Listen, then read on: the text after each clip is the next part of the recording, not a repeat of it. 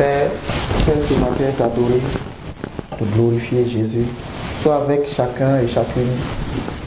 Glorifie-toi de leur vie, Seigneur.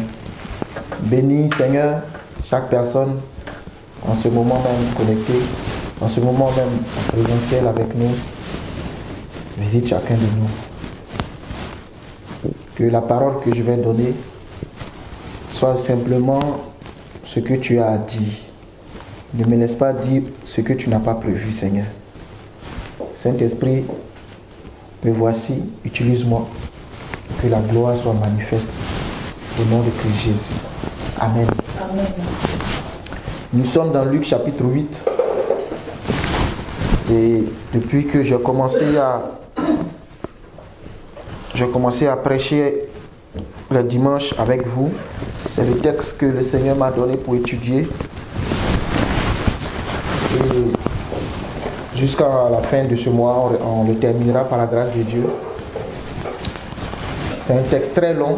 C'est pas un texte très long, mais c'est une prédication très longue. Parce que je ne vais pas seulement te lire et aller très vite avec toi. Mon objectif, sinon l'objectif que le Seigneur me donne, c'est que nous puissions comprendre sa parole. Parce que si nous ne comprenons pas la parole de Dieu, nous n'avons pas la lumière de Dieu. Le psalmiste dit, sa parole est une lampe à mes pieds, une lumière sur mon sentier. Nous échouons parce que nous n'avons pas la connaissance. Nous échouons parce que nous ne sommes pas éclairés. Nous ne échouons pas parce que nous n'écoutons pas la parole, mais parce que nous ne la comprenons pas. L'eunuque éthiopien lisait la Bible, lisait les Écritures, le livre d'Ésaïe, et il ne comprenait pas ce qu'il lisait. Et Dieu a envoyé Philippe aller à sa rencontre pour lui montrer les Écritures, pour l'aider à comprendre les Écritures. Et lorsque l'eunuque éthiopien a compris les Écritures, tout de suite il a demandé à être baptisé. Tu ne peux pas exceller, tu ne peux pas aller au-delà de ce que tu ne connais pas. Tu ne peux pas aller au-delà de ce que tu ne sais pas. Ta bénédiction même est fonction de ta connaissance. Alléluia. Oui. Plus tu sais, plus tu connais, plus tu es important. Les gens aimaient beaucoup écouter Jésus. Ils étaient émerveillés. Ils disent que mais il dit des choses qu'on ne nous a jamais dit. Les gens suivaient Jésus. Amen. Même dans le monde, on te paye ton salaire en fonction de ta connaissance. Quand tu trouves un travail, tu es rémunéré en fonction de ton diplôme, de ce que tu sais faire, en fonction de ce que tu sais faire. Amen. Amen. Ton savoir-faire, c'est ce que la boîte te paye. Si tu n'as pas de connaissances, tu es réduit à faire des choses pour lesquelles on n'a pas forcément besoin de connaissances. Donc ceux qui n'ont pas de diplôme diront, je n'ai pas de diplôme, je suis obligé de faire ça. On n'a pas la connaissance. Mais ce qui est intéressant, la connaissance s'apprend. La connaissance, l'intelligence s'acquiert. Il n'y a pas d'âge. Amen. Amen. J'ai écouté un jour un pasteur ghanéen, Bernard Blessing, qui disait que sa mère, il a rendu son témoignage, c'était très émouvant, très poignant. Sa mère qui était prostituée, sa mère a essayé, celle qui le disait, a essayé de l'avorter, parce que c'est une prostituée n'a pas besoin d'un enfant, ça gâte le business, parce qu'il faut être libre pour pouvoir justement t'occuper de tes clients.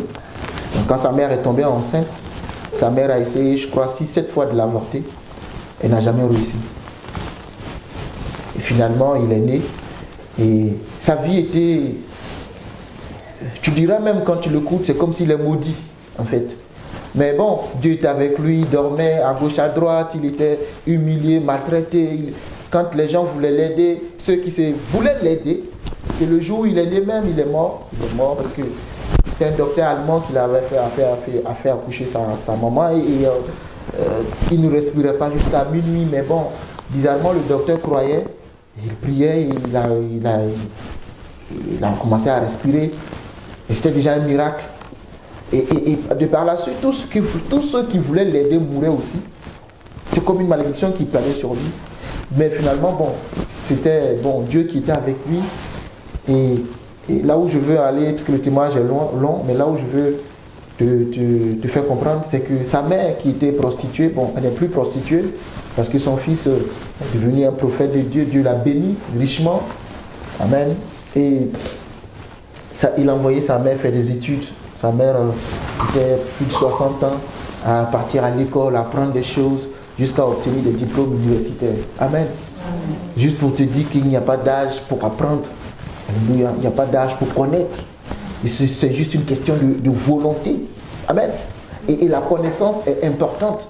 La Bible même dit que mon peuple périt faute de connaissance. Parce que si tu n'as pas la connaissance, tu n'as pas la lumière. Et si tu n'as pas la lumière, tu vas périr. Elle était réduite à la prostitution. Et peut-être que ce n'est pas de son propre gré.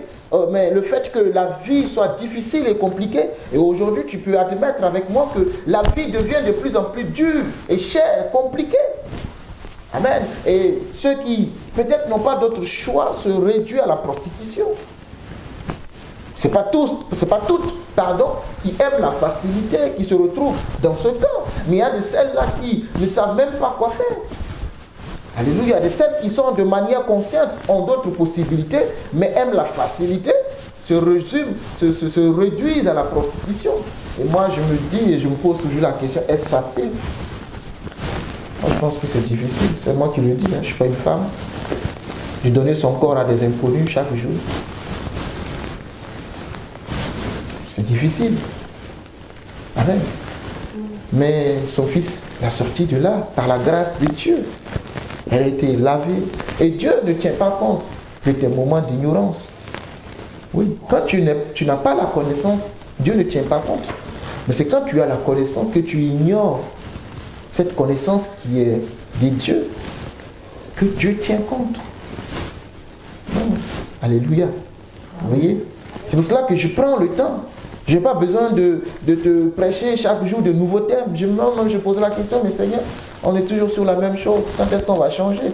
Mais finalement, ce n'est même pas la même chose, parce qu'à chaque fois, c'est de nouvelles choses que Dieu nous apprend. Aller à l'église, ce n'est pas chaque jour écouter de nouvelles choses. Aller à l'église, quand on vient écouter la parole de Dieu, c'est rester à la disposition du Seigneur, recevoir le message qui va transformer notre vie. Ce n'est pas écouter chaque fois, chaque jour des messages, mais c'est d'être... Mon peuple périt faute de connaissance. Quand on a la connaissance, il faut que cette connaissance arrive à nous transformer. Et cette connaissance arrive à nous... Pardon, je n'ai même pas mis mon micro.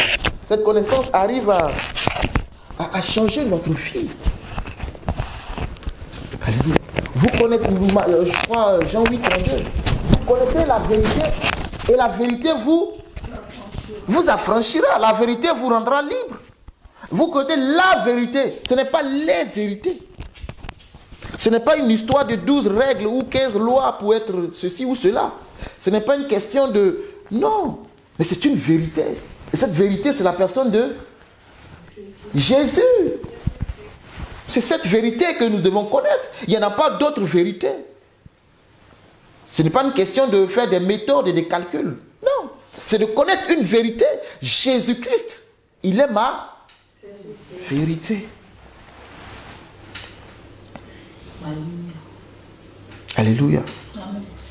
Et quand Jésus enseigne les apôtres, enseigne même la foule, il parle beaucoup de paraboles quand il enseigne plutôt la foule. Il parle beaucoup de paraboles. Alléluia. Il parle par des paraboles, et c'est l'une des paraboles que nous étudions, la parabole du sémeur. Parce que Jésus veut qu'ils comprennent. Et quand vous lisez, vous voyez que ce n'est pas faute de parole.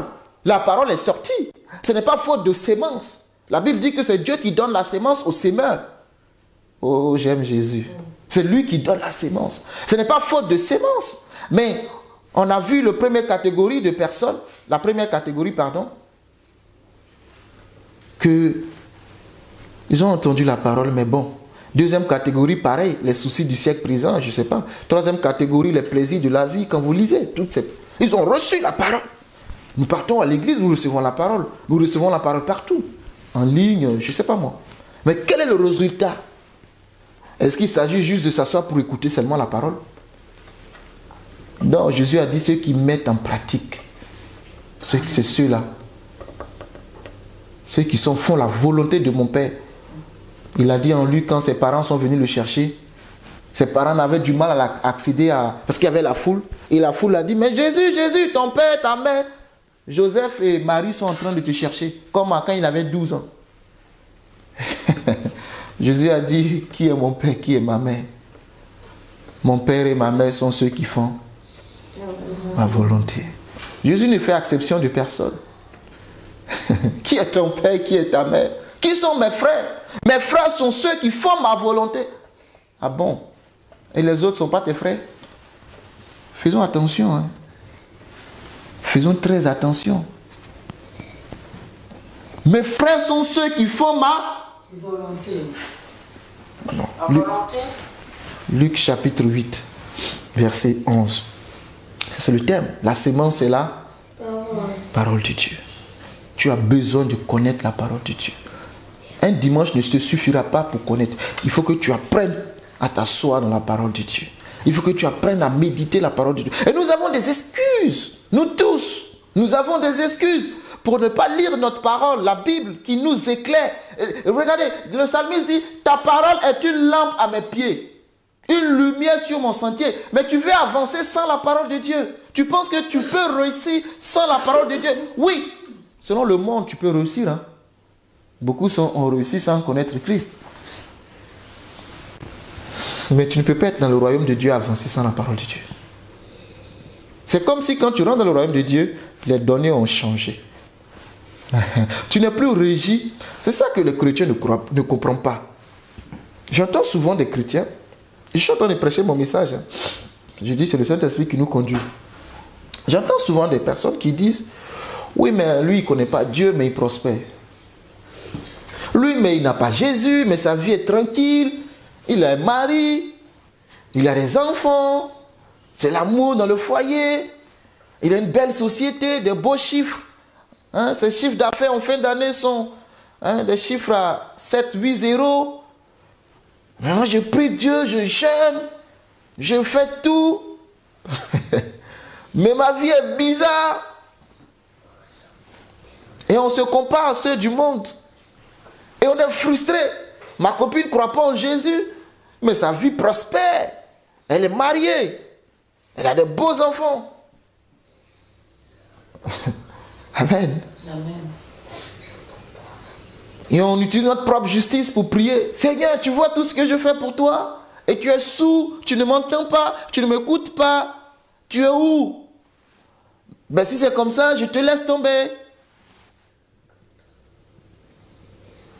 Parce que tu es accablé. Et quand tu regardes l'autre à côté, qui ne connaît même pas Christ, qui s'en moque d'ailleurs, il avance. Mais ce que je veux te faire comprendre, c'est que il y a deux mondes. Il y a le royaume de Jésus-Christ et il y a le monde de Satan. Tu ne peux pas être dans le monde de Jésus et être dans le monde de Satan. Il faut faire un choix. Maintenant, il faut comprendre que dans chaque royaume, il y a des règles et des principes. Amen. Amen.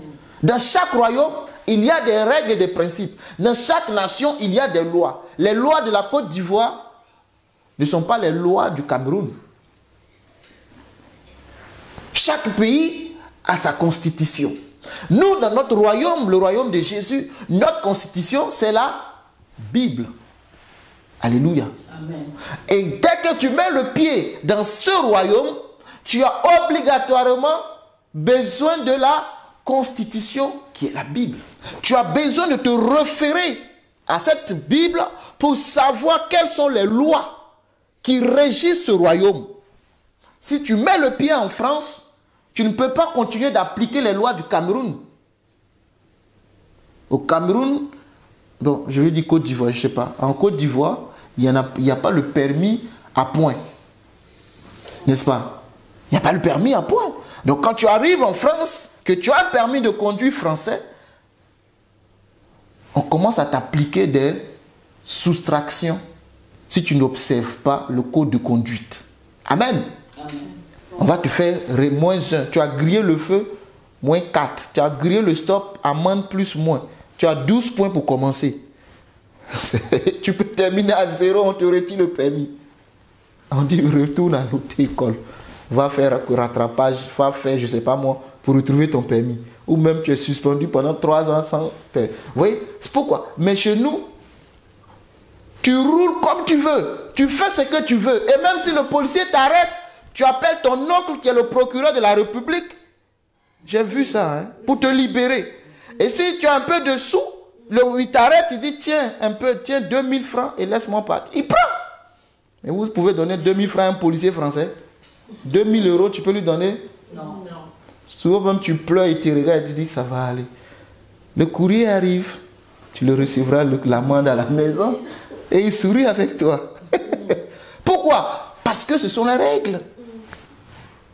Dans le royaume de Dieu aussi des règles, il y a des principes. Alléluia. Amen. Il y a des règles, il y a des principes. Donc pour la sœur qui se plaint, l'autre, non. Quand tu confesses Jésus, tu deviens cible numéro 1 du diable. Donc, tu vois, tu ne peux plus être traité pareillement. Le diable sait que toi, tu as changé de camp. Ton nouveau camp, ton nouveau royaume, c'est Jésus. Tu deviens une âme à abattre. Donc ta vie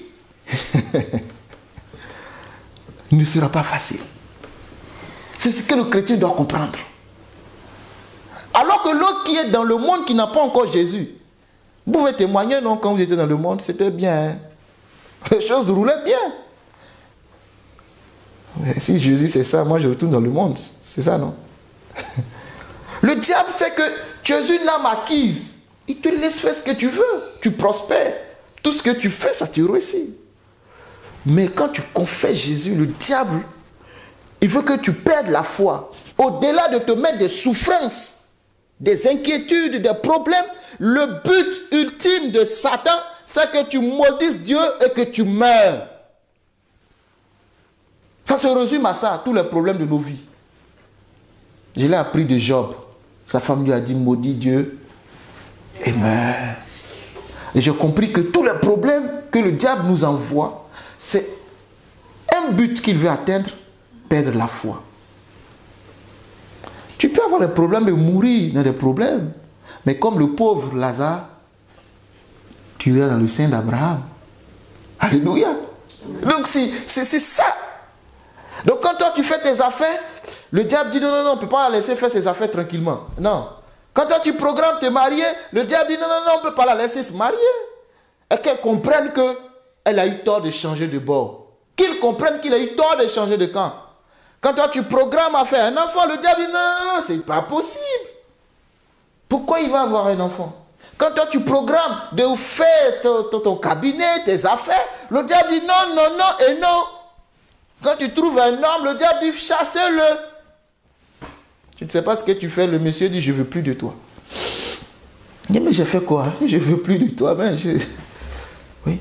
Ta vie n'est pas pareille. Mais ce qui est intéressant, si tu restes dans le royaume, que tu continues d'espérer dans le royaume, il y a un troisième jour. Alléluia. C'est ça qui est intéressant.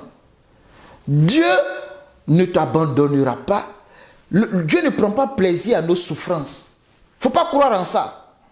Dieu ne prend pas plaisir à nous voir souffrir. Aucun plaisir. Non. Pourquoi alors il serait venu sur la terre pour nous? Qu'il nous laisse avec le diable alors? De toute façon, le diable nous maltraite depuis le début. Qu'il nous laisse avec lui. Dieu ne prend aucun plaisir. Mais nous voulons être dans le royaume et obéir aux règles du monde. Ça ne marche pas comme ça, enfant de Dieu. On doit écouter la parole. On doit mettre en pratique la parole. Amen. On doit faire ce que la parole dit.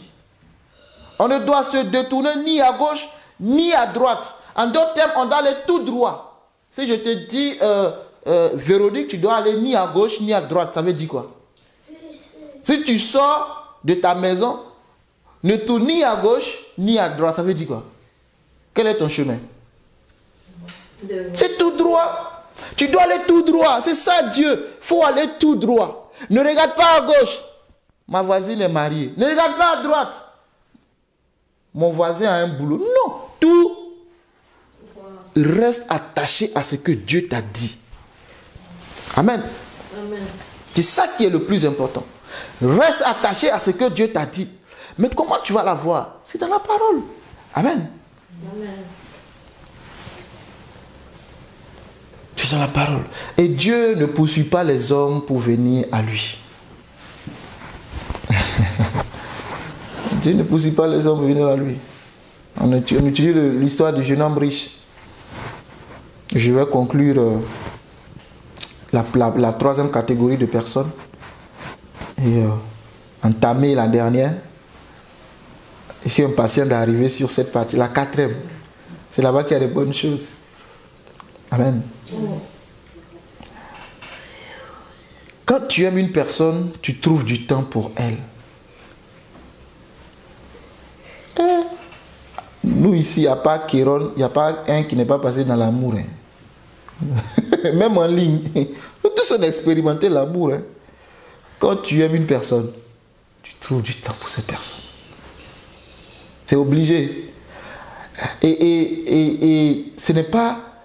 En fait, tu ne te forces même pas à trouver du temps pour lui. Ça se dispose tout seul.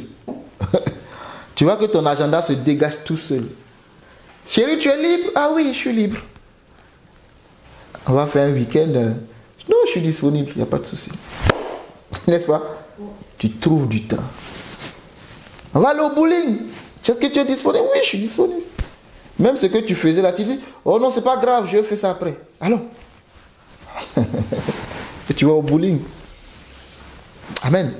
Amen. Là où est ton cœur, là où est ton trésor, c'est là-bas que se trouve ton cœur. Alléluia. Amen. Tu n'as jamais le temps, toi. Nous n'avons jamais le temps. Regardez, Dieu même qui a créé le monde, il y a eu un jour où il s'est reposé. Mais toi, tu n'as jamais le temps. Tu travailles du lundi au lundi. Tu n'as jamais le temps pour Dieu. Alléluia. Amen. Tu n'as jamais le temps pour Dieu. Dieu lui-même a mis le sabbat. Nous, on fait ça dimanche. Mais bon, de ce que ça vienne, ce n'est pas le dimanche. Mais bon, ce n'est pas grave. Si on décide que c'est dimanche, que notre sabbat, honorons-le. Mais ce système-là a fait que même le dimanche, on est en train de travailler pour chercher l'argent. Que Dieu nous aide. Amen. Amen. L'amour donne. Oui, quand tu aimes, tu donnes. Et je commence à comprendre que tout ce que Dieu nous demande à faire, c'est parce qu'il a déjà lui-même fait. Dieu ne te demandera jamais de faire quelque chose si lui-même ne l'a pas au préalable fait. Qu'est-ce que je veux dire par là? Quand Dieu dit l'amour donne, celui qui aime donne, aimez-vous les uns les autres. C'est parce que lui, il a été l'amour et il a manifesté l'amour. Pardon, il est l'amour, il n'a pas été l'amour. Il est l'amour. Il a été, il est et il sera. Voilà. Amen. Jean 3,16 dit que Dieu a tant aimé le monde qu'il a donné son Fils unique. Kéron, tu peux nous laisser en paix s'il te plaît? Dieu a tant aimé le monde qu'il a donné son Fils unique afin que quiconque croit en lui ne périsse point, mais qu'il ait la vie éternelle. Véronique, reste avec moi, ne revois pas l'esprit. Amen. Qu'il ait la vie éternelle.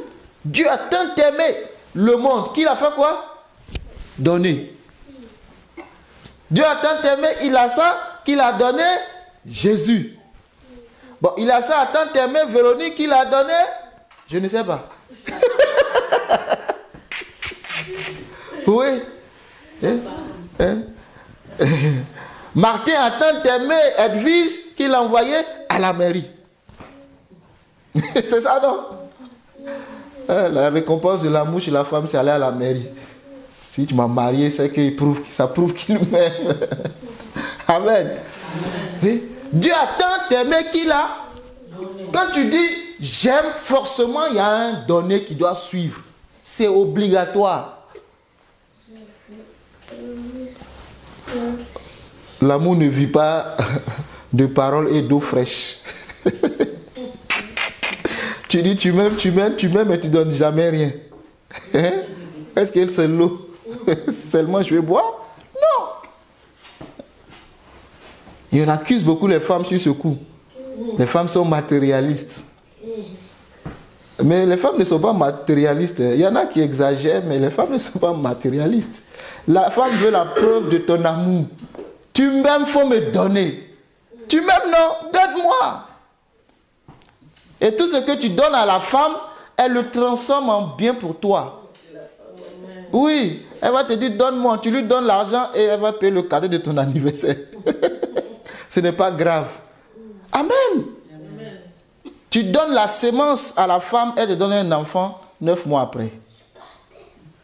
Amen. C'est ça, il faut comprendre ta femme. Il y a d'autres qui abusent. Hein? Je sais que dans le lot, il y a d'autres qui abusent. Mais c'est ça, elle veut la preuve de ton amour. Elle veut la preuve de ton amour. Tu m'aimes, il faut donner. Parce que Dieu lui-même a aimé et Dieu a donné. Il ne s'est pas seulement arrêté pour dire le monde, je vous aime, dépouillez-vous. Je vous aime et je vous envoie mon fils. Prenez mon fils. Donc l'amour donne. L'amour donne. Faut pas. Non, c'est pas parce que tu me donnes que ça prouve. Non, l'amour donne, mon ami. Si tu n'as pas, tu dis que tu n'es pas, c'est tout. Quand tu aimes, tu donnes. Tu aimes ton frère, donne aussi à ton frère. C'est très important. Amen. Et c'est un secret que nous devons appliquer même dans les mariages. Si tu veux que ton mariage aille jusqu'à la gare, quand je dis jusqu'à la gare, jusqu'à la mort, amen. Amen. Si tu veux que ton mariage aille jusqu'à la gare, jusqu'à la mort, pardon, il faut que tu manifestes l'amour. Amen. Et Jésus nous a dit, aimez-vous les uns les autres comme je vous ai aimé. Ça me fatigue l'esprit. Comme je vous ai aimé. Donc si tu veux que ta relation aille jusqu'au bout, tu ne dois pas aimer comme tu veux, mais comme il a aimé. Comme il veut. Bon, le monsieur dit, je n'aime pas les sauces lourdes. Hein, les sauces du pays. Là. Moi, je ne mange pas ça. Moi, je ne connais pas ça. Martin dit qu'il ne connaît pas ça. Moi, je veux manger le petit truc. Hein? Et tu dis à Martin, non, non, non. Moi, on mange gombo, on mange sakasa, on mange... Il faut manger, c'est ça que tu dois manger. Non, on dit d'aimer comme lui veut. Donc, il faut faire ce qu'il veut. Non, non, non, non. C'est pas... Je m'impose. Je ne vais pas me laisser dominer. Ce n'est pas une question de laisser dominer. C'est une question d'aimer. Je vais me laisser dominer. Adam a mangé la pomme, Adam s'est laissé dominer. Adam a aimé. Écoutez, il ne s'est pas laissé dominer. C'est l'amour qui a poussé Adam à manger la pomme. Il dit, ah, Dieu va séparer. Parce que si Adam ne mange pas la pomme, c'est Ève qui a chaud. Moi, je ne peux pas vivre sans Ève. Mourons ensemble. C'est ça l'amour. Mourons ensemble. Il a mangé la pomme. C'est ça que tu veux dans le fruit. Je dis ça la pomme. Le fruit, ce n'est pas la pomme. Mais je te dis la pomme. Voilà, pour que tu comprennes mieux. Ils ont mangé. Chérie, tu vas mourir. Moi, je ne vais pas mourir. Mourons ensemble. Quelle serait ma vie sans toi? Mourons ensemble. Alléluia. Alléluia. Il faut la connaissance en toutes choses. Si on n'a pas la connaissance, en toutes choses, il faut la connaissance. Jésus a appliqué ce principe de l'amour. Dans le jardin d'Éden, dans le jardin de Gethsémani, dans le jardin d'Éden, c'est là-bas que l'homme est tombé. C'est dans le jardin de Gethsémani que l'homme a été sauvé. Je vous dis la vérité, l'homme n'a pas été sauvé quand Jésus est à la croix. Hein. Quand Jésus est à la croix est la conséquence de son amour pour l'homme. Mais la décision a été prise où? Il a dit au Père, qui enverrait? J'ai dit, moi je m'en vais mourir pour eux. Quand il est arrivé, quand Jésus est arrivé sur la terre, il s'est rendu compte que c'est doux quand même. Hein? Jésus enseigne, Jésus fait des miracles, c'est intéressant. Et 33 ans et demi après, le père dit, mais fils, t'es passager sur la terre, hein? La croix c'est comment? La Bible dit, lorsqu'il a senti venir la mort. Où est ma Bible? Je vais lire ça. Il faut que j'appuie ce que je dis. Merci, faut donner. Lorsqu'il a senti venir la mort, il dit, mon âme est dans l'angoisse jusqu'à la mort. Amen. Amen. Mon âme est dans l'angoisse jusqu'à la mort. Mon âme est dans la détresse, dans la tristesse, dans l'angoisse. J'ai dit, mais Jésus, Jésus, tu ne sais pas pourquoi tu es venu sur la terre. Est-ce que Jésus ne savait pas? Si, il savait. Il savait. Je vais lire ça dans Matthieu 26. Matthieu 26. Jésus a appliqué tout ce que Dieu nous demande de faire, Dieu l'a fait. Et il ne te dira jamais de faire quelque chose. Et c'est pour cela que Hébreu résume ça. Nous avons un grand prêtre, un grand sacrificateur. Nous avons un grand sacrificateur qui compatit. Avant, je vais lire ça après, mais laisse-moi lire Matthieu. Ah, Jésus, ton affaire est trop compliquée. Matthieu 26. Ceux qui sont en ligne, si tu as trouvé, tu peux lire. Matthieu 26, on va lire le verset 37, non? On peut lire à partir de Matthieu 26. Oui, on peut lire à partir de 36. Oui. Bon, vous n'êtes pas disponible. Je vais lire. Amen. Oui, amen. Il faut lire. Merci.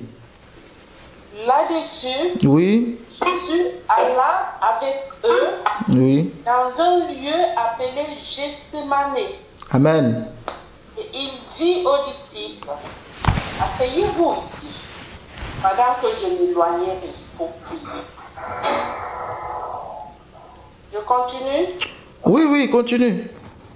Il prit avec lui Pierre et les deux fils de Zébédée, Mhm. et il commença à éprouver de la tristesse et des angoisses. Mhm. Il leur dit alors, mon âme est triste jusqu'à la mort. Mhm. Restez ici et veillez avec moi. Puis, ayant fait quelques pas en avant, il se jeta sur sa face et pria ainsi. Mhm. Mon Père, s'il est possible que cette coupe s'éloigne de moi, toutefois non pas ce que je veux, mais ce que tu veux. Mhm. Et il vint vers les disciples, qu'il trouva endormis, Oui. et il dit à Pierre, Mhm. vous n'avez donc pu veiller 1 heure avec moi?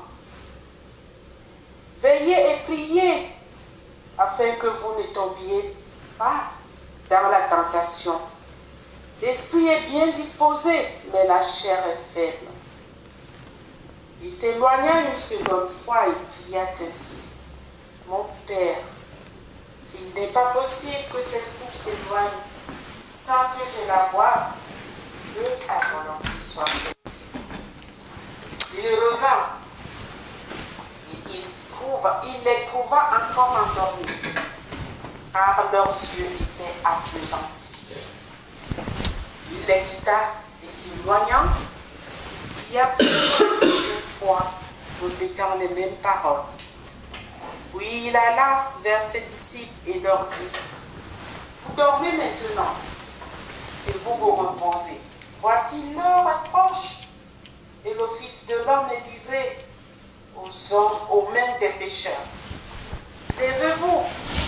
Allons, voici celui qui me livre s'approche. Comme il parlait encore, Judas, l'un des Amen. arriva. On va s'arrêter là. Merci beaucoup, Marie-Josée. Merci. On va s'arrêter là. On connaît bien cette parole. Voilà. Jésus dit que mon âme est dans l'angoisse. Mon âme est dans la tristesse jusqu'à la mort. Alléluia. Et il le dit à ses disciples. Ils sont dans un lieu appelé Gethsémane. C'est un jardin. Et il prend avec lui Pierre et les 2 fils de Zébédée qui sont Jean et Jacques. Ce sont les plus proches de Jésus. Il y a les 12, dans les 12, il y a les 3. Comme toi, dans tes camarades, il y a ceux qui sont les amis intimes. Tu ne dis pas tout à tout le monde. Jésus aussi avait ça. Il avait les 12, il y a aussi les 3. Il envoie les 3 et il leur dit, vous savez, on ne peut pas tout dire à tout le monde. Quand tu pleures souvent, là, tu ne peux pas le dire à tout le monde. Tu te caches pour pleurer avec un ami, une amie. Parce qu'il y a d'autres personnes qui connaissent ta faiblesse. Tu es foutu. Jésus, toi aussi tu es triste. Toi aussi tu pleures. Jésus, toi tu es Dieu. Amen. C'est un homme. Jésus c'est un homme. Jésus a exercé en tant qu'homme. Amen. Mon âme est triste jusqu'à la mort. Restez ici et veillez avec moi. Puis, ayant fait quelques pas en avant, il se jeta sur sa face et pria ainsi. Mon Père, s'il est possible que cette coupe s'éloigne de moi. Toutefois, non pas ce que je veux, mais ce que tu veux. C'est ce que je vais te souligner. Jésus savait qu'il doit aller à la croix, mais Jésus vient prier le Père pour dire, je sais que je dois... Hey, papa, c'est dur. C'est dur, papa. Papa t'a dit d'aller donner, comme Isaac. Isaac, c'était la préfiguration. Sur cette montagne, il sera pourvu. Ça parlait de Jésus. Quand Abraham allait donner Isaac, il dit sur cette montagne, l'Éternel pourvoira là. C'est Jésus qui l'a pourvu. Le bélier, Isaac, ça, tout ça, c'est Jésus. C'est Jésus. Dieu a vu que l'homme a pu donner. Dieu dit non, non, non. Abraham, tu as damé le pion. Tu as donné Isaac. Non, moi aussi, je donne mon fils. Alléluia. C'est ce qui s'est réellement passé. Il dit, j'ai vu que tu m'aimes, tu m'as trop aimé, Abraham. Et il a dit, je le jure. Quand vous lisez, c'est la première fois que tu vois Dieu qui jure. Dieu qui jure. Hé Seigneur, quand est-ce que tu vas jurer sur ma vie? Il dit, je jure de par moi-même. La Bible dit, tu ne jureras pas. Mais lui-même, Dieu dit, je le jure. Abraham l'a tellement touché. Seigneur, Abraham a touché le cœur de Dieu en donnant Isaac. Il dit, je le jure par moi-même. Ce que tu penses perdre en le faisant pour Dieu, tu le retrouves. Il a dit ça à Pierre. Il a trouvé et Isaac et Jésus. Amen. Jésus prie. Il dit, papa, cette coupe arrive. Je suis dans l'angoisse. La mort s'approche. Mais Père, non pas ma volonté. Je veux faire ce que tu veux. Ça veut dire qu'à un moment donné, Jésus voulait abandonner. Merci. Tu vas me dire où tu as écrit. Tu sais lire entre les lignes. Si tu viens prier pour dire, papa, il dit, mon âme est dans l'angoisse. La mort, attends, la mort, qui veut s'asseoir et puis voir la mort venir sans se débattre? Même celui qui met la corde pour se pendre, avant de mourir, se débat. Pourtant, c'est lui-même qui a mis la corde. Il se débat, il s'y lutte jusqu'à rendre l'âme. La mort n'est pas facile. Hein? Moi, c'est que la mort est facile. La mort n'est pas facile. La mort est difficile. Il sent venir la mort et il prie. Une fois, il dit à ses disciples, veillez et priez avec moi. Et lui, il s'éloigne. Parce que la fait où ça arrivait, les disciples ne comprendront pas. Le maître leur a dit que je vais aller mourir pour vous. Quand ils ont fait la Sainte Seine, il dit, je vais aller mourir pour vous. Maintenant que c'est chaud, ils sont priés. S'ils prient que les disciples entendent ça, il y a l'intimité et il y a l'intimité. Même les trois là, ils n'ont pas entendu la prière de Jésus. Ils s'est éloignés pour prier. Tu ne peux pas leur dire ça. Ce n'est pas tout qu'il faut dire à tout le monde. Même à ta femme, tu ne peux pas dire, elle ne comprendra pas. Vous pensez qu'Abraham a dit à Sarah qu'il m'avait sacrifié Isaac? Il n'a qu'à dire. Isaac pour lequel ils ont chassé Ismaël. Il y a eu palabre dans le foyer à cause d'Isaac. Et Ismaël, pardon. Toi, tu vas venir dire... Et puis, à une femme, tu vas lui dire que je prends ton enfant pour aller sacrifier. Quelle maman va accepter ça? Dites-moi. C'est pour cela que quand Dieu te parle, c'est à toi seul qui t'a dit. Il y a des choses là. Débrouille-toi, c'est à toi seul il a dit. Il a pris son fils, il est parti. Juste ce qu'il a dit à Sarah, elle s'est dit, mais ceux-là, ils sont allés couper le bois. Depuis là, ils ne viennent pas. Il dit, non, écoute, on va aller adorer Dieu. C'est le thème qu'il a utilisé. Hein. Il a dit, on s'en va adorer Dieu.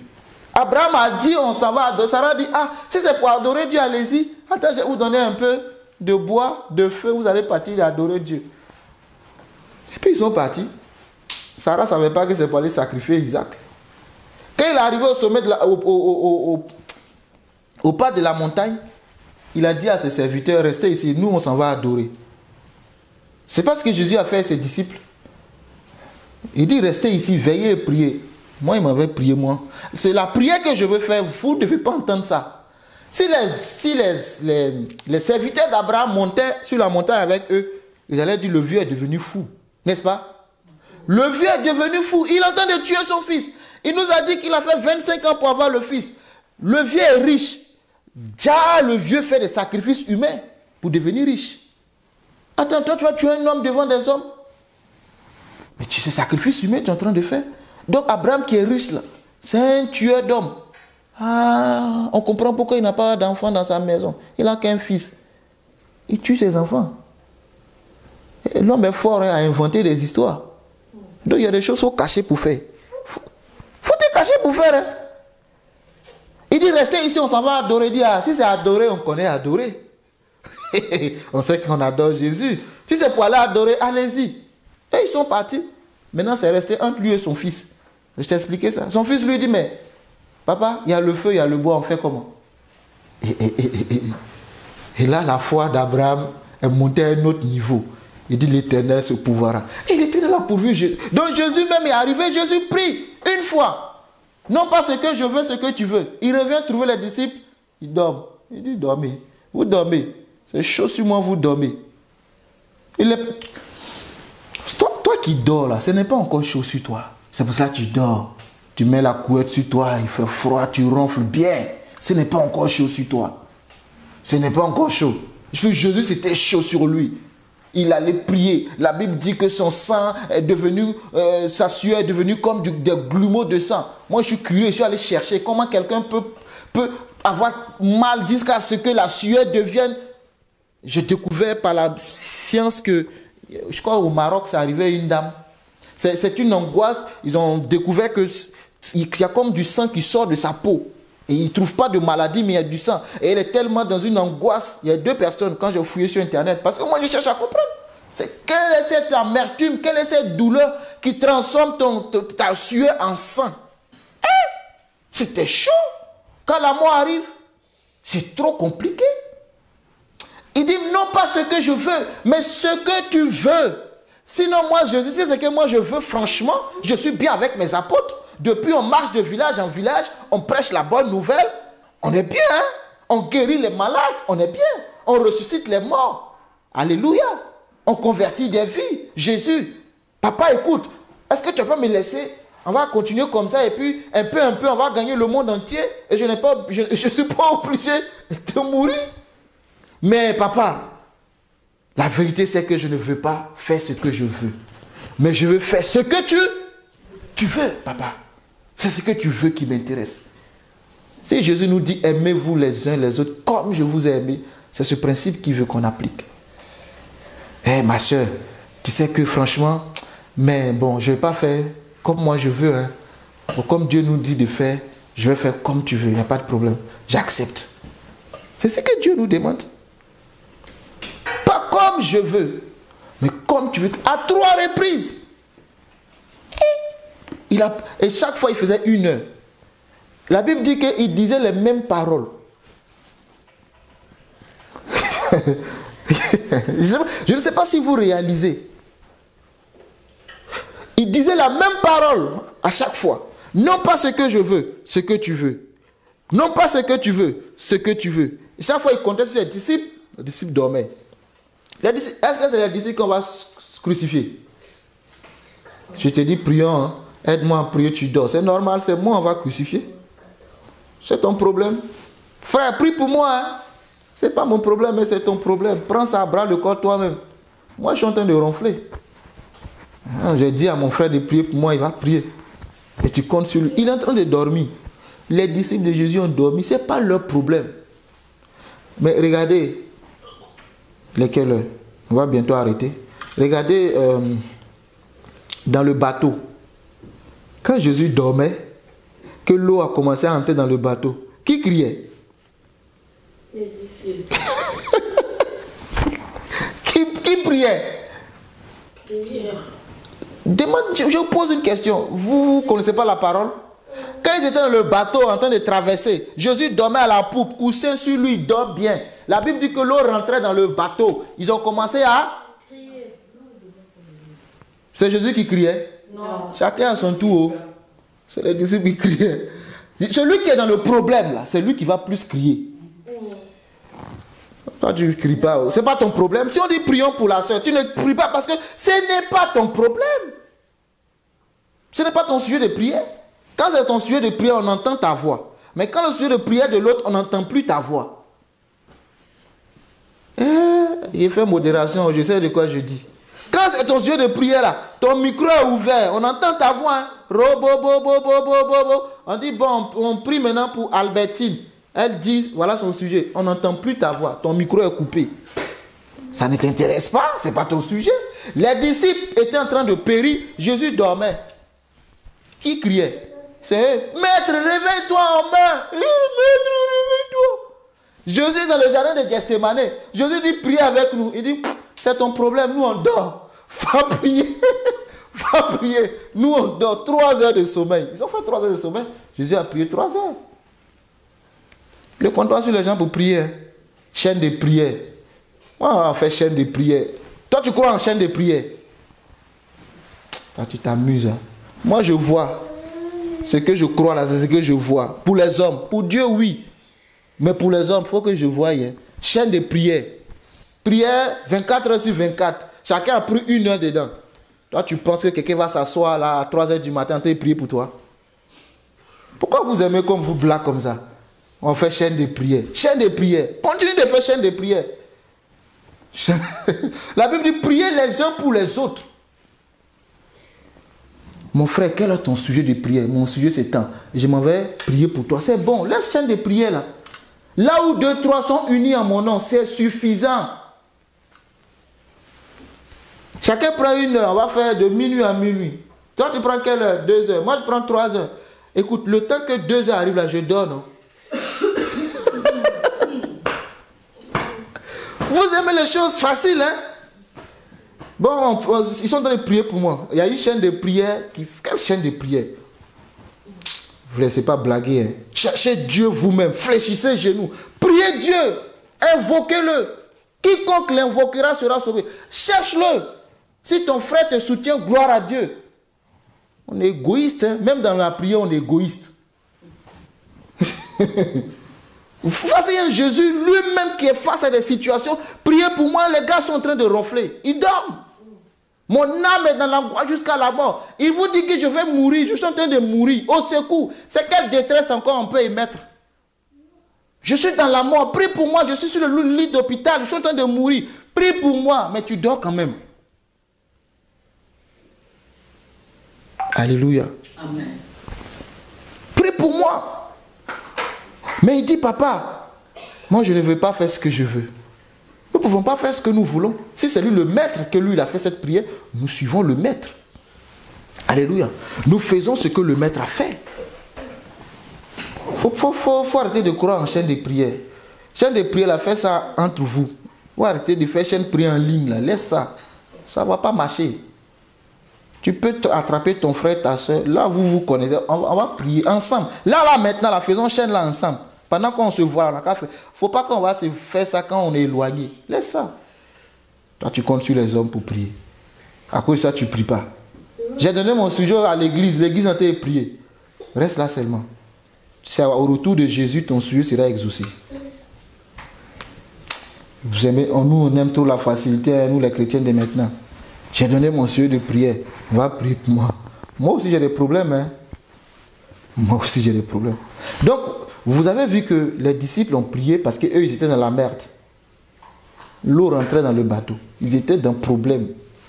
Jésus a prié parce que lui aussi, il était dans... Donc, celui qui ne prie pas là, ce n'est pas de sa faute. Le feu n'est pas encore à sa porte. C'est pour ça qu'il n'appelle pas le pompier. Alléluia. Le feu n'est pas encore à sa porte. Le jour, le feu sera à ta porte. Tu sauras c'est quoi le numéro des pompiers. Pour le moment, tu ne le connais pas, non? Attends, le jour, le feu va se déclencher là. tu sauras c'est quoi le numéro des pompiers. On aime la facilité, hein? Mais que Dieu nous en délivre. Amen.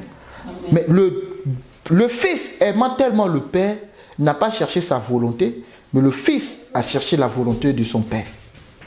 Amen. Amen. Et il alla à la croix.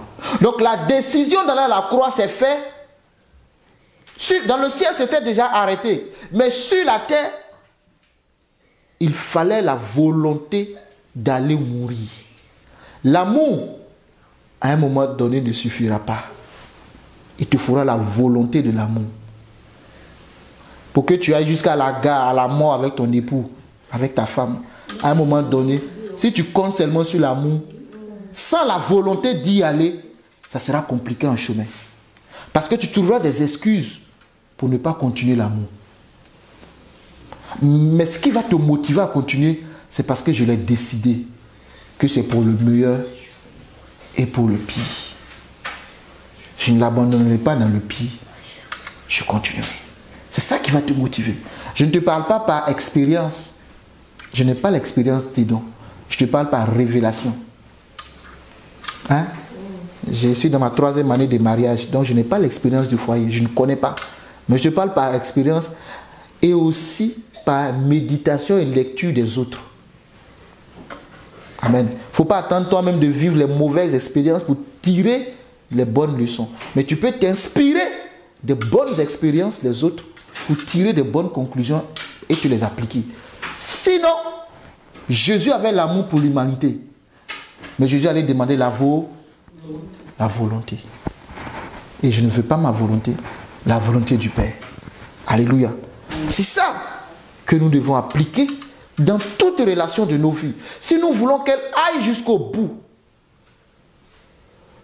il y a toujours des excuses pour arrêter la relation. Il y a toujours des excuses pour briser la confiance. Il y en a toujours et toujours. Parce que l'homme regarde toujours quand ça ne marche pas. Les 1000 fois où ça a marché, l'homme l'oublie facilement. Mais la seule fois où ça n'a pas marché, c'est ce que l'homme te rappellera.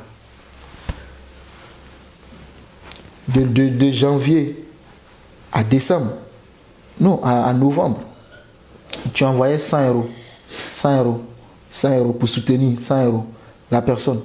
En décembre, la personne te dit, je n'ai pas reçu les 100 euros. Tu dis, ah, je n'ai pas 100 euros à te donner. Vous pensez qu'elle va retenir les 11 fois que tu lui as envoyé les 100 euros? Elle va retenir la seule fois, le seul mois où tu n'as pas pu donner les 100 euros. Elle va le dire, je l'ai appelé lui demander 100 euros. Il m'a dit, il n'a pas d'argent.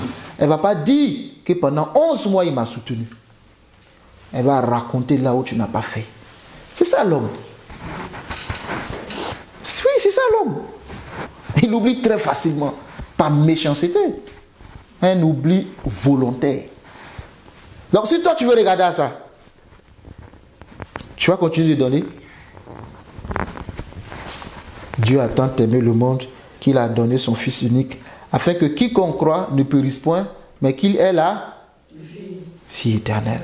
Tout ce que Dieu donne, c'est pour la vie. Dieu ne donne pas quelque chose pour la mort. Il donne des choses pour la vie. Nous devons faire de même. Tout ce que nous donnons aux autres, ce n'est pas pour leur mort, mais c'est pour leur vie. Donc ça veut dire que nous devons donner des choses de qualité, des choses qui amènent à la vie et non à la mort. Amen. Amen. Reste avec moi. Hein. J'ai bientôt fini. Je suis en train de conclure sur la 3e catégorie de personnes parce que ça parle de l'amour. C'est l'amour le réel problème. Si on n'a pas l'amour, on ne peut pas donner. Si on n'a pas l'amour, on ne peut pas faire la grande commission. La grande commission, c'est aller partout dans le monde faire des nations, des disciples. Le grand commandement, c'est d'aimer Dieu et d'aimer son prochain. Si on ne peut pas le faire, on ne pourra pas faire la grande commission. Je vais lire un texte de 2 Timothée 3. La Bible dit, rappelle-toi bien ceci, 2 Timothée. C'est Paul qui parle à son fils Timothée dans 2 Timothée chapitre 3. Je vais lire ça rapidement. Et sur ces versets-là que nous allons conclure. Et le dimanche prochain, on va faire la 4e catégorie de personnes. Et puis, par la grâce de Dieu, on finira notre thème peut-être en 2 fois. Et si le Seigneur le veut, on passera à autre chose. 2 Timothée. Je vais lire ça rapidement. À partir du verset 1er. 2 Timothée chapitre 3 verset 1. Merci Seigneur. Il dit, sache que dans les derniers jours, il y aura des temps difficiles. Je vais lire un peu loin. Mais bon, c'est important. Sache que dans les derniers jours, il y aura des temps difficiles. Car les hommes seront égoïstes. Virgule. Amis de l'argent. Fanfarons. Hautains. Blasphémateurs. Rebelles à leurs parents. Ingrats. Irréligieux. Insensibles. Déloyaux. Calomniateurs. Intempérants, cruels, ennemis des gens de bien, traîtres, emportés, enflés d'orgueil, aimant le plaisir plus que Dieu, ayant l'apparence de la piété, mais reniant ce qui en fait la force. Éloigne-toi de ces hommes-là. Tu veux que je relise? Oui. Sache que dans les derniers jours, il y aura des temps difficiles, car les hommes seront égoïstes, amis de l'argent, fanfarons, hautains, blasphémateurs, rebelles à leurs parents, ingrats, irréligieux, insensibles, déloyaux, calomniateurs, intempérants, cruels, ennemis des gens de bien, traîtres, emportés, enflés d'orgueil, aimant le plaisir plus que Dieu, ayant l'apparence de la piété, mais reniant ce qui en fait la force. Éloigne-toi de ces hommes-là. Il en est parmi eux qui s'introduisent dans les maisons et qui captivent, je suis au verset 6, qui captivent des femmes d'un esprit faible et borné, chargées de péché, agitées par des passions de toute espèce, apprenant toujours et ne pouvant jamais arriver à la connaissance de la vérité. Je vous ai parlé de ça. De même, verset 8, de même que Janès et Jambres s'opposaient à Moïse, de même ces hommes s'opposent à la vérité, étant corrompus d'entendement, réprouvés en ce qui concerne la foi. Mais ils ne feront pas plus grand progrès, car leur foi sera manifeste pour tous, comme le fut celle de ces deux hommes. Pour toi, tu as suivi de près mon enseignement, ma conduite, mes résolutions, ma foi, ma douceur, ma charité, c'est-à-dire mon amour, ma constance, mes persécutions, mes souffrances. À quelle souffrance n'ai-je pas été exposé à Antioche, à Icône, à Lystre? Quelle persécution n'ai-je pas supporté? Et le Seigneur m'a délivré de toutes. C'est Paul qui parle. Hein? Verset 12. Or, tous ceux qui veulent vivre pieusement en Jésus-Christ seront persécutés. C'est ce que je t'ai expliqué entre le monde de Satan et le royaume de Dieu. Et quand tu rentres dans le royaume de Dieu, le diable a tes trousses. Amen. Amen. Mais les hommes méchants et imposteurs avanceront toujours plus dans le mal, égarant les autres et égarés eux-mêmes. Toi, demeure dans les choses que tu as apprises et reconnues certaines, sachant de qui tu les as apprises. Dès ton enfance, tu connais les saintes lettres qui peuvent te rendre sage à salut par la foi en Jésus-Christ. Toute écriture est inspirée de Dieu et utile pour enseigner, pour convaincre, pour corriger, pour instruire dans la justice, afin que l'homme de Dieu soit accompli et propre à toute bonne œuvre. Amen. Amen. Je m'arrête là. Voici ce que Paul a dit à son fils Timothée. Dans les derniers temps, dans les derniers jours, les temps seront difficiles. Est-ce que ça doit nous étonner? De toute façon, c'est toujours nous les chrétiens qui sommes surpris de ce qui arrive dans le monde. Nous sommes toujours surpris, alors que nous avons la lumière par le Saint-Esprit. Nous sommes toujours surpris. On se réveille toujours quand il y a des catastrophes, quand il y a des guerres, des bruits de guerre. C'est là qu'on est conscient tout d'un coup. Oh, le Seigneur arrive. j'ai rêvé, le Seigneur arrive. Tu n'as pas besoin de rêver que le Seigneur arrive. Le Seigneur viendra. J'ai rêvé, il y a eu l'enlèvement. Tu n'as pas besoin de rêver que l'enlèvement sera là. C'est écrit dans la parole. Moi, je ne rêve jamais de l'enlèvement. Est-ce que tu as besoin de rêver de l'enlèvement? Si tu rêves de l'enlèvement, peut-être que Dieu veut te montrer certaines choses qui te sont propres ou peut-être pour avertir ton église ou un groupe de personnes. Amen. De certaines choses à faire attention. C'est tout. Sinon, c'est écrit. Les jours seront difficiles. Les jours ne sont-ils pas difficiles? Déjà, on n'est même pas à la fin. Regardez les jours aujourd'hui. C'est difficile. Les hommes seront égoïstes. Amis de l'argent. Pas amis des hommes, mais amis de l'argent. Fanfarons. Hautains, blasphémateurs. Rebelles à leurs parents. Aujourd'hui, les jeunes ne respectent plus les aînés. Les enfants ne respectent plus les parents. C'est moi. Et la loi dit oui. L'enfant a le droit de. Droit de quoi? Il a quel droit? C'est la société d'aujourd'hui. Aucun respect. Des enfants insultent leurs parents. Les méprisent. Ils sont couverts par la loi. Au nom de loi de qui? De Dieu ou du monde? Enseigne à tes enfants. Il a dit, enseigne à tes enfants la voie du Seigneur. Pas la voie du monde. Pas la voie de ce monde en perdition. Des lois républicaines contradictoires à la parole de Dieu. Non, enseigne-leur selon la voie de l'Éternel. Les parents enterrent leurs jeunes et on est surpris. Papa enterre ses enfants, mais les enfants sont rebelles et impolis. Dans la loi biblique, c'est le père qui enterre, pardon, c'est l'enfant qui enterre le père. Mais aujourd'hui, ce sont les enfants, les parents qui enterrent les enfants. Ce n'est pas normal. Nous marchons à compte courant des Écritures. Non, ce n'est pas comme ça que les choses se font. Lisez. Abraham était enterré par Isaac. Isaac était enterré par Jacob et son frère Isaïe. Jacob était enterré par Joseph et ses fils. C'est comme ça. Amen. C'est les enfants qui enterrent les papas.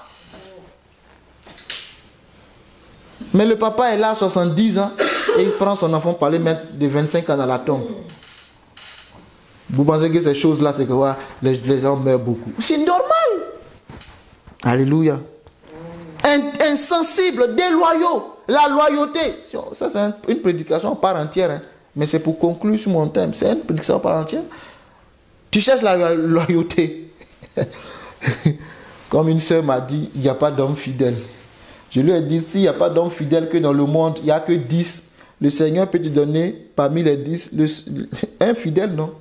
Pourquoi toi, tu regardes les 7 milliards qui sont infidèles, mais regarde les 10 qui sont fidèles?